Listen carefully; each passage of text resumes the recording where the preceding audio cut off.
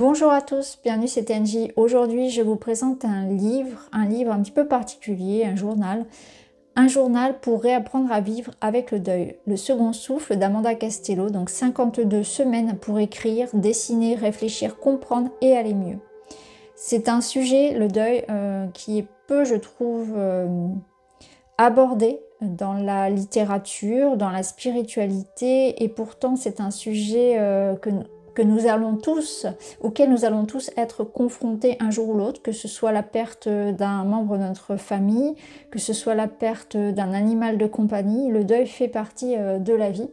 Et c'est quelque chose qui, en dehors de la psychologie, n'est pas forcément beaucoup abordé. Donc je pense que voilà, c'était important que je vous le présente aujourd'hui parce que j'ai trouvé que ce journal avait un intérêt tout à fait pertinent. Alors c'est parti. Un véritable souffle d'espoir pour ceux qui aspirent à la sérénité après un deuil. Le deuil est un chemin difficile à parcourir, mais il est souvent plus apaisant de ne pas le faire seul, en trouvant du soutien et un accompagnement bienveillant. Le second souffle est un journal intime conçu pour accompagner celles et ceux qui traversent cette épreuve douloureuse. S'appuyant sur des techniques d'écriture et de dessin thérapeutique, cet ouvrage vous invite à l'introspection. Sans besoin de talent littéraire ou artistique, il vous suffit d'écouter votre cœur et de vous laisser guider. Semaine après semaine, explorez un nouveau thème, méditez sur des citations inspirantes et réalisez des exercices simples mais puissants pour retrouver un sens à la vie. Pendant 52 semaines, le second souffle vous offre un espace pour exprimer vos émotions, coucher sur le papier vos pensées et conserver des souvenirs précieux, qu'il s'agisse de mots, de dessins, de photos ou de symboles chers à votre cœur. Pas à pas, ce journal deviendra un compagnon fidèle, un lieu de recueillement et de réconciliation avec la vie. Alors on va regarder un petit peu à l'intérieur.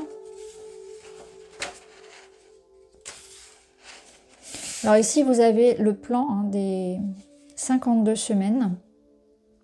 Donc on va aborder un thème à chaque fois. Donc les premières semaines, j'ai très mal, mon chagrin est infini, je souffre dans mon corps, je ne mange plus, je ne dors plus, je perds la tête. Ma peine est immense, je rêverais de la confier à un petit bateau. Après on évolue un petit peu, on voit que le processus de libération, d'acceptation se fait. Donc là on a quand même le joug des turbulences émotionnelles, les forces de la nature à notre secours, la nature mon allié, les souvenirs, vivre quand même durant les fêtes, voilà le moment des fêtes qui est un moment un petit peu délicat. Pourquoi m'empêche-t-on de pleurer? Ça aussi, le fait de pouvoir se libérer, important. Si on pouvait communiquer avec l'autre dimension. Je communique avec mon arbre confident, je pratique la visualisation pour aller mieux. Mon animal chéri vient de mourir, donc vous voyez, on a aussi le départ des animaux qui est abordé, la méditation, le deuil au féminin, deuil au masculin, la différence. J'ai peur de t'oublier, oublier ton visage, oublier ta voix. Dire ou ne pas dire la vérité. Et si je m'autorisais à demander de l'aide? Le pardon, étape vers la guérison. Mes crayons pour écrire le reste de ma vie. Ai-je encore le droit d'aimer? Je vais mieux, je vais aider les autres. J'accepte, je suis libre. Je veux vivre. Ensuite, à la fin, donc, vous avez la conclusion, votre évaluation, des textes de soutien pour méditer ou simplement réfléchir, quelques définitions, une courte biographie pour vous aider, une bibliographie pour vous aider, donc d'autres ressources et des remerciements. Donc une préface de Damien Leguet. Ensuite, vous avez une introduction, présentation, le journal intime, à quoi sert-il?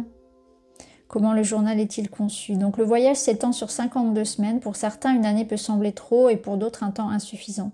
Si vous avez atteint votre équilibre avant la fin de la 52e semaine, tant mieux. Vous pouvez fermer votre journal et le ranger.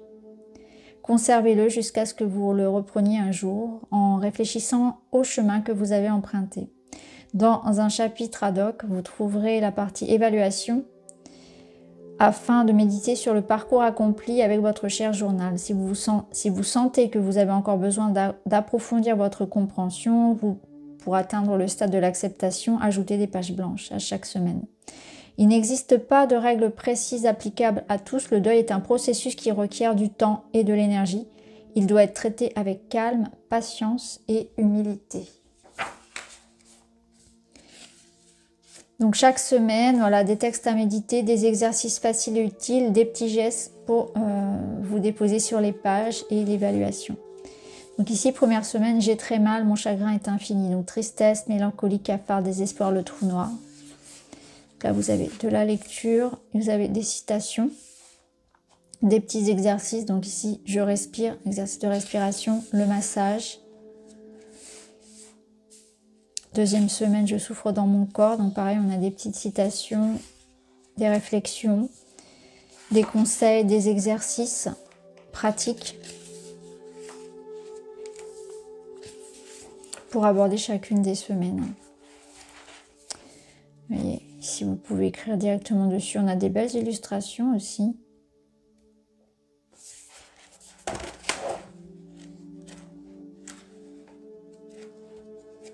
On va aller voir à la fin l'évaluation. Donc là, conclusion, votre évaluation. Mon journal intime m'a fait apprendre que c'est dans les moments de crise émotionnelle que les êtres humains se révèlent avec la plus grande vérité. Anaïs Nin. Si vous en avez envie, c'est ici que vous pouvez commencer à transcrire vos impressions sur ce long voyage. Donc là, après, c'est un petit peu votre bilan, votre parcours, tout ce que vous avez conscientisé, libéré. C'est un petit peu l'étape de sagesse, la fin du parcours. Vous pouvez y noter tout ce que vous voulez. Après, c'est une suggestion, bien sûr. Chacun, finalement, aborde ce bilan de la manière qui lui convient et en fonction de ce qu'il a vécu pendant ce processus. Ici, vous avez des textes de soutien. Donc, vous avez des textes religieux et spirituels. Donc, Sainte Thérèse de Lisieux. Vous avez le Coran, vous avez Sœur Emmanuel, vous avez le Dalai Lama, des rabbins, le rabbin Daniel Renassia, Gandhi, Nelson Mandela, etc. Donc plein de belles paroles sages, Paul Coelho, un proverbe soufi, quelques définitions et une bibliographie. Pour aller plus loin, donc ça peut être après, ça peut être pendant. Vous avez notamment la pratique de l'EFT qui est citée et qui peut être très utile. Des références au deuil périnatal. Adieu mon ami, faire le deuil de son animal de compagnie lorsqu'il s'agit d'un animal. On a également la communication en médiumnité. La mort expliquée aux enfants, Journal de deuil de Barthès Roland, La mort n'existe pas de Stéphane Alix. Voilà, vous avez d'autres références encore ici et les remerciements.